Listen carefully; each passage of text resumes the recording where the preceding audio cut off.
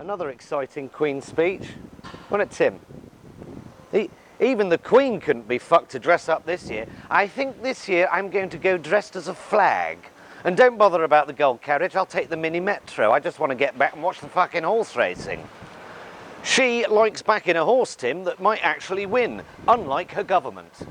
Oh, come on, mate. Today, Theresa May looks somewhere between feeble and, well, actually quite relaxed for the first time. I suppose the burden of power has been lifted. But she was sort of withering away in a corner, wasn't she? I guess to make room for Corbyn, who was swinging his big fucking hairy bollocks all round the House of Lords. He was having a great time, wasn't he?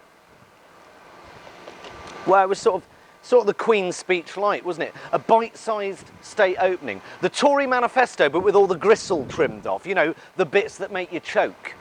And with all the horrible stuff gone, the Queen was forced to read this year's hastily assembled legislative programme off the back of the packet of silk cut that it had been written on. My government will make it up as they go along for the next 2 years. We're not doing a speech next year because of Brexit. Brexit. What about schools, healthcare, housing? Brexit. Without Brexit, they've got nothing left. You know, it's all the gristle. All the gristle is gone. No sign of grammar schools, fox hunting, scrapping winter fuel payments for the elderly and school lunches for the young, and no sign of the proposed taxation of people suffering from dementia. It's hard to see why their manifesto went down like a cup of cold sick, isn't it? So having abandoned most of their own manifesto, they've just started stealing stuff from Labour's.